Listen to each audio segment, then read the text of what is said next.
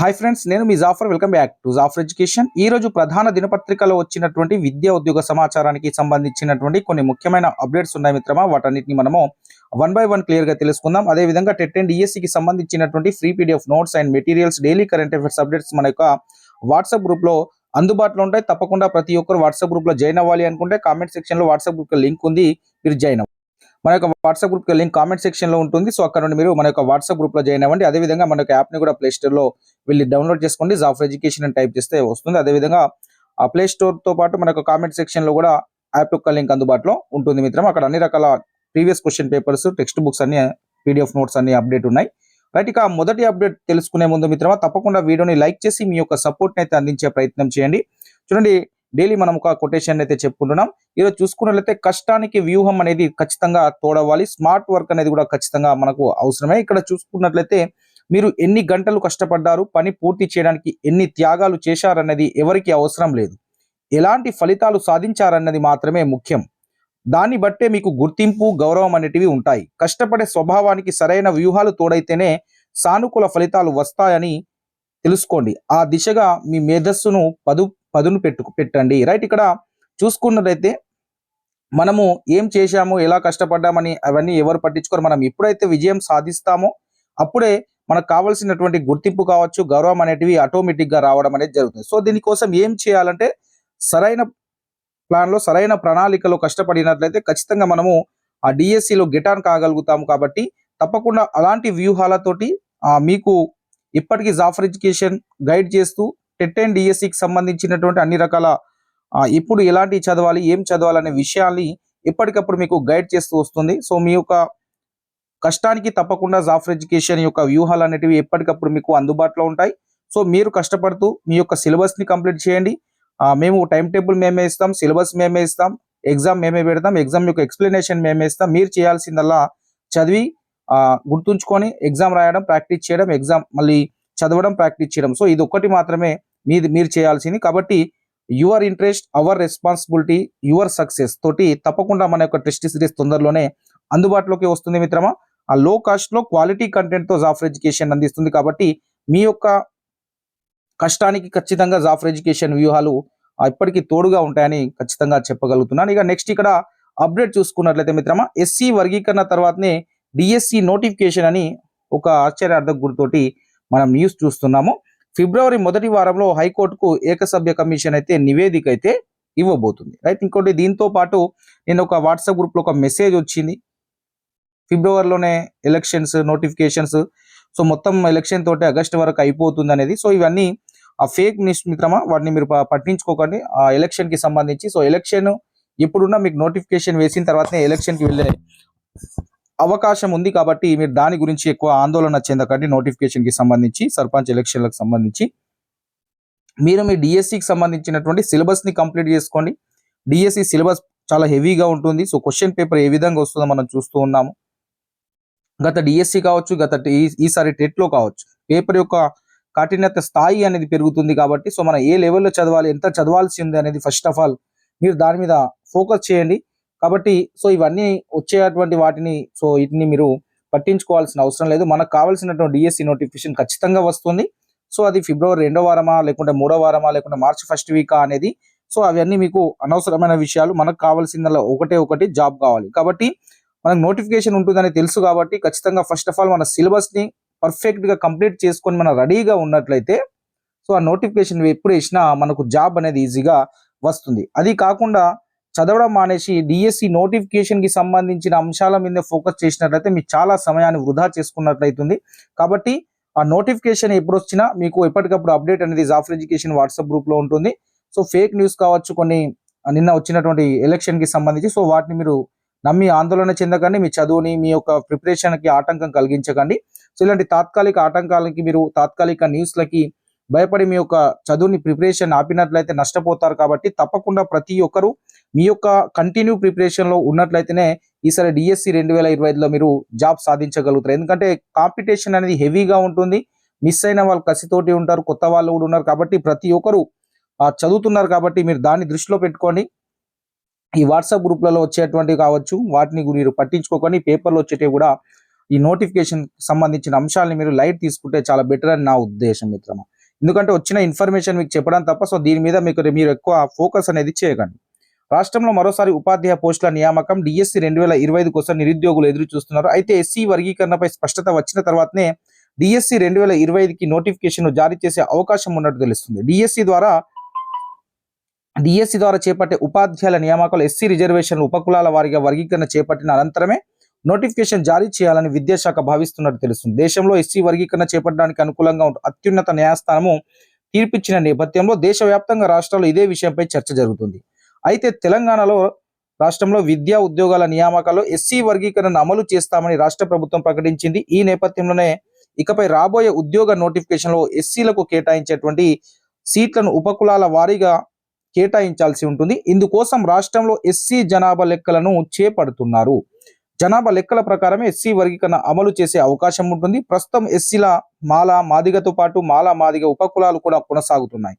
అయితే ఉపకులాల్లో జనాభా తమాషా ప్రకారం కాకుండా వారందరినీ ఎస్సీగానే భావిస్తూ రిజర్వేషన్లు అమలు చేస్తున్నారు. ఈ నేపథ్యంలో ఎస్సీ రిజర్వేషన్ల వర్గీకరణ చేపట్టాలని డిమాండ్ నెలకొంది. సో దీంట్లో చూసుకున్నట్లయితే మొత్తానికి రిజర్వేషన్ అనేది ఈ విధంగా అయితే అమలు అవుతుంది. 50%కి అమలు చేస్తున్నారు. అయితే బీసీలో ఉన్న ఉపకులాల వారిగా కేటాయించే విధంగానే ఎస్సీలకు కూడా కేటాయించబోతున్నారు. ఇక్కడ చూసుకున్నట్లయితే తెలంగాణ రాష్ట్ర ప్రభుత్వం ఏకసభ్య కమిషన్ గత ఏడాది అక్టోబర్లో ఏర్పాటు చేసింది. కమిషన్ నవంబర్ మొదటి వారంలో బాధ్యతలు తీసుకుని ఈ నెల 6వ తేదీ నాటికి 60 రోజులు పూర్తయిన నేపథ్యంలో తమ కమిషన్ నివేదికను సమర్పించడానికి మరో నెల రోజుల సమయం కావాలని తెలుస్తుంది. ఈ నేపథ్యంలో తమ నివేదికను హైకోర్టుకు సమర్పించే అవకాశం ఉన్నట్టు తెలుస్తుంది. ఈ లోపు ప్రభుత్వానికి సమర్పించనుంది. అయితే ఏకసభ్య కమిషన్తో నివేదికతో పాటు రాష్ట్ర ప్రభుత్వం కేబినెట్ సబ్ కమిటీ సైతం ఏర్పాటు చేసింది. కేబినెట్ సబ్ కమిటీ కూడా రాష్ట్రంలో ఎస్సీ వర్గీకరణపై తమ అభిప్రాయాన్ని నివేదికల ద్వారా తెలుసుకుంటుంది. సో ఇక్కడ చూసుకున్నట్లయితే మొత్తానికి ఈ యొక్క నోటివ్ ఏదైతే ఉందో మన యొక్క ఎస్సీ వర్గీకరణ నివేదిక ఫిబ్రవరి మొదటి వారంలో హైకోర్టుకు అయితే ఇవ్వబోతున్నారు. ఇక్కడ చూసుకున్న ఈ నేపథ్యం రాష్ట్రంలో ఎస్సీ వర్గీకరణ ప్రభుత్వం తేల్చిన తర్వాతనే డిఎస్సి 2025కి నోటిఫికేషన్ వెలువడే అవకాశం ఉన్నట్టు తెలుస్తుందని ఇక్కడ ఒక అంశాన్ని అయితే రాయడం అయితే జరిగింది క్లియర్గా. రైట్, ఇక్కడ చూసుకున్నట్లయితే ఈ న్యూస్ పేపర్లో వచ్చినటువంటి అంశాన్ని ఇక్కడ డిఎస్సికి సంబంధించి ఎస్సీ వర్గీకరణకు సంబంధించి ఇట్లా ఎస్సీ వర్గీకరణకు ప్రతి ఒక్క నోటిఫికేషన్ అయితే లింక్ అయి ఉంది. సో మొత్తానికి నోటిఫికేషన్ అనేది ఫిబ్రవరి 2వ వారంలో అని చాలా రోజుల నుండి అంటున్నారు. V6లో కూడా రావడం జరిగింది. ఒకవేళ లేట్ అయినా మీకు 1 or 2 months తప్ప ఎక్కువ లేట్ అనేది ఉండదు. దాన్ని మీరు దృష్టిలో పెట్టుకొని ఆ లోపే సర్పంచ్ ఎలక్షన్లు వచ్చినా, ఎన్నికలు వచ్చినా, ఏదొచ్చినా ఎన్నికల కోడ్ కంటే ముందు ఒక రోజే నోటిఫికేషన్ వేయడం పెద్ద విషయం కాదు ప్రభుత్వానికి. కాబట్టి కొన్ని విధానపరమైన సమస్యలు, విధానపరమైన అంశాలు ఉంటాయి. సో దాని ప్రకారం వాళ్ళు నోటిఫికేషన్ వేశాక మనము అనేది బాధపడకుండా ఉండాలి అంటే తప్పకుండా మన కంటిన్యూ ప్రిపరేషన్లోనే ఉండాలి. అప్పుడే మనము టీచర్ అనేది కాగలుగుతాం. సో ఇలాంటి న్యూస్లు అనేవి చాలా వస్తూ ఉంటాయి. సో మీరు దీని గురించి ఎక్కువ ఫోకస్ చేయకూడదని నేను చెప్తున్నా. సమాచారం మనం తెలుసుకోవడం తప్పు కాదు. సో దాని మీద ఫోకస్ చేయడం అనేది తప్పు అని నేను అంటున్నాను.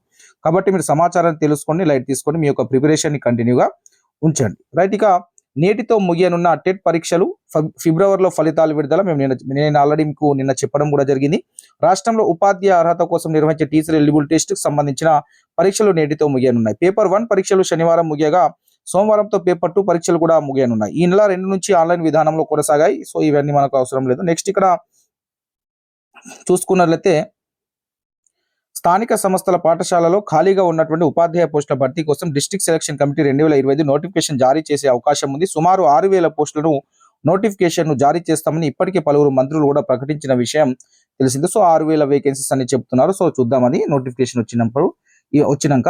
సో ఇప్పుడైతే మనకు ఫలితాలు అయితే చూసుకున్నట్లయితే టెట్కి సంబంధించి ఫిబ్రవరిలో ఇవ్వబోతున్నారు మనకు ఫలితాలు అయితే. సో ఇక్కడ చూసుకున్నట్లయితే టెట్ ఫలితాలు వెలువడించిన అనంతరం ఏప్రిల్ మే నెలలో ప్రభుత్వం అనేది స్థానిక సంస్థల్లో సంబంధించిన నోటిఫికేషన్ అయితే వేయబోతుంది. సో ఇక్కడ చూసుకున్నట్లయితే మనకు దాదాపుగా నోటిఫికేషన్ అనేది ఫిబ్రవరి లేదా మార్చిలో నోటిఫికేషన్ వచ్చే అవకాశం ఉంది. అదేవిధంగా మనకు యాజ్ పర్ జాబ్ క్యాలెండర్ ప్రకారం ఏప్రిల్ లేదా మేలో ఎగ్జామ్స్ పెట్టే అవకాశం ఉంది. ఒకవేళ ఇంకా లేట్ అవుతుందంటే జూన్లో వెళ్ళిపోతుంది కావచ్చు. సో అంతకంటే ఎక్కువ లేదు. మీరు ఈ సంవత్సరాల పుంట అయితే ప్రొలాంగ్ అయ్యే అవకాశం అయితే లేదు. కాబట్టి దాన్ని దృష్టిలో పెట్టుకొని మీరు చదివే ప్రయత్నం చేయండి మిత్రమా. సో మీకు ఫిబ్రవరిలో ఉంటుందా, మేలో ఎగ్జామ్ ఉంటుందా? సో ఇవి అన్నీ మనకు చాలా సిలబస్ ఉంది. వాటిని కంప్లీట్ చేసుకోండి ఫస్ట్. నెక్స్ట్ అప్డేట్ ఇక్కడ చూసుకున్నట్లయితే మిత్రమా, భారతదేశ ఖోఖో ప్రపంచ కప్ నిన్న జరిగినటువంటి ఢిల్లీలో పురుషుల మహిళల విభాగాల్లో టైటిల్ సొంతం చేసుకున్నారు మన వాళ్ళు. సో మొట్టమొదటి ఖోఖో ప్రపంచ కప్ లో సో జీకే కరెంట్ అఫైర్స్ చాలా ముఖ్యమైనది. మొట్టమొదటి ఖోఖో ప్రపంచ కప్ లో భారత్ ఆధిపత్యాన్ని చాటుకుంది.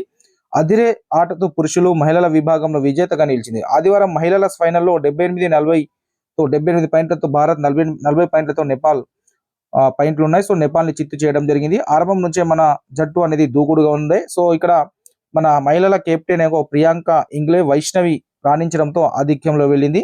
సో ఖోఖో ప్రపంచ కప్ ఖోఖోలో మహిళల విభాగం కెప్టెన్ పేరు కూడా అడిగే అవకాశం ఉంటుంది కాబట్టి ప్రియాంక ఇంగ్లే అనే పేరుని గుర్తుంచుకోండి, లేకుంటే ప్రియాంక అనే పేరుని కూడా గుర్తుంచుకునే ప్రయత్నం చేయండి ఇంగ్లే అనేది గుర్తుండకపోతే, రైట్. అదేవిధంగా భారత్ పురుషుల దాంట్లో కూడా మన యొక్క 54 పాయింట్లు, నేపాల్ ఏమో 36 పాయింట్లతోటి ఓడిపోవడం జరిగింది. సో 54 పాయింట్లు సాధించి మన యొక్క భారత్ పురుషుల విభాగంలో కూడా ప్రపంచ కప్ ని సొంతం చేసుకోవడం జరిగింది. ఖోఖో ప్రపంచ కప్ కైవసం చేసుకున్న భారత జట్లను ప్రధానమంత్రి నరేంద్ర మోదీ గారు అభినందించడం అయితే జరిగింది. సో ఇది మన ఖోఖోకి సంబంధించినటువంటి ఆ బిగ్ అప్డేట్. సో వీటిని మాత్రం తప్పకుండా గుర్తుంచుకునే ప్రయత్నం చేయండి. నెక్స్ట్ గాంధార శిల్పకళకు సంబంధించినటువంటి మనకు పేపర్లో వచ్చింది. సో గాంధార శిల్పకళ ఇండో గ్రీకుల పరిపాలన ఆవిర్భవించింది. సో దీనికి సంబంధించిన అంశాలని నేను మీకు ఎప్పటికప్పుడు వాట్సాప్ గ్రూప్ లో నేను షేర్ చేస్తూనే ఉంటాను. నెక్స్ట్ ఫిన్టెక్ ఫండింగ్ లో అంతర్జాతీయంగా భారత్ కి 3వ స్థానం లభించడం అయితే జరిగింది ఎకనామిక్స్ కి సంబంధించి.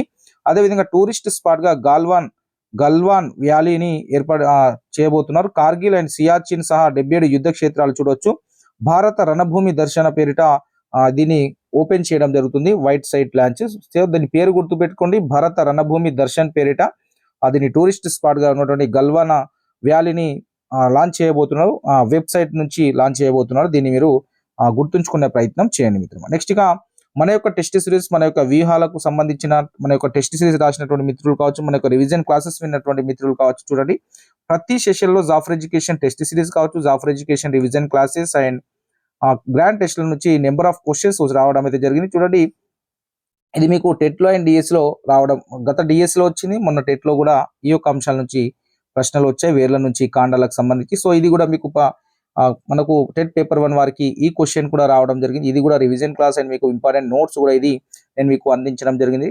అదేవిధంగా మన టెక్స్ట్ సిరీస్ రాస్తున్నటువంటి మిత్రులకు చాలా క్వశ్చన్స్ అనేటివి సో వే ఆఫ్ క్వశ్చన్ మన లాగానే ఉండడం, మనం వే ఆఫ్ క్వశ్చన్ ఏ విధంగా ప్రిపేర్ చేశాము, సో ఏ విధంగా ప్రిపేర్ చేయించాము మిమ్మల్ని అనేది సో దాన్ని దృష్టిలో పెట్టుకొని మేము క్వశ్చన్ అనేది డిజైన్ చేయడం జరిగింది టెస్ట్ సిరీస్ ని. చాలా ఇగో ఈ యొక్క పీడిఎఫ్ నుంచి కూడా నెంబర్ ఆఫ్ క్వశ్చన్ ఈ క్వశ్చన్ అనేది రావడం జరిగింది. సో ఇది మన యొక్క పీడిఎఫ్ నోట్స్ కూడా నేను మీకు షేర్ చేయడం కూడా జరిగింది. దాంట్లో అన్ని షార్ట్ కట్స్ అనేటివి ఉంటాయి. సో ఇక్కడ చూసుకున్నట్లయితే మన యొక్క టెస్ట్ సిరీస్ రాసి ఎగ్జామ్ చాలా బాగా ప్రజెంట్ చేసిన మిత్రులు చాలా మంది ఉన్నారు.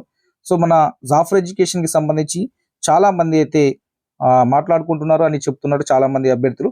అదే విధంగా ఇక్కడ చూసుకున్నట్లయితే సో మనం చెప్పినటువంటి క్వశ్చన్స్ అనేటివి చాలా వస్తున్నాయని కూడా చాలా మంది మిత్రులు అయితే అంటున్నారు, రైట్. ఇక్కడ ఒక విషయాన్ని నేను చెప్పేది ఏంటి అంటే, నేను ముందే మీకు ఒక కొటేషన్ చెప్పాను కదా, జాఫర్ ఎడ్యుకేషన్ వ్యూహాలు, జాఫర్ ఎడ్యుకేషన్ కి సంబంధించినటువంటి టెస్ట్ సిరీస్ డిజైన్ ఏంటంటే మిమ్మల్ని మోటివేట్ చేస్తూ మీలో మీకు కాన్ఫిడెన్స్ లెవెల్ని పెంచుతూ మీరు ఎగ్జామ్ ప్రజెంటేషన్ ఎలా చేయాలనే దాన్ని గైడ్ చేస్తూ మీలో కాన్ఫిడెన్స్ లెవెల్ని ఎప్పటికప్పుడు పెంచుతుంది మన యొక్క ఎగ్జామ్స్. మన యొక్క టెస్ట్ సిరీస్ అనేది మీలో కాన్ఫిడెన్స్ లెవెల్ని తగ్గించే విధంగా ఉండే, మీలో కాన్ఫిడెన్స్ లెవెల్ని పెంచే విధంగా Jaffar education test series design చేస్తుంది. సో తప్పకుండా సో ఆ యొక్క నమ్మకాన్ని మళ్ళీ నిలబెట్టుకుంటాం. డిఎస్సికి టెట్కి ఎలా అయితే నిలబెట్టుకున్నామో తప్పకుండా డిఎస్సికి కూడా తప్పకుండా క్వాలిటీగా అందించి తప్పకుండా చాలా మందికి జాబ్ వచ్చే విధంగా జాఫర్ ఎడ్యుకేషన్ ఎప్పటికప్పుడు మీ కోసం కష్టపడుతూ ఉంటుంది. లో కాస్ట్ లో క్వాలిటీగా అందించే ప్రయత్నమే జాఫర్ ఎడ్యుకేషన్ యొక్క మోటో. సో మీరు తప్పకుండా మీ యొక్క ఇంట్రెస్ట్ తో పాటు మా యొక్క రెస్పాన్సిబిలిటీతో పాటు మీ యొక్క విజయం సాధించాలనేదే మా యొక్క తపన. So thank you so much.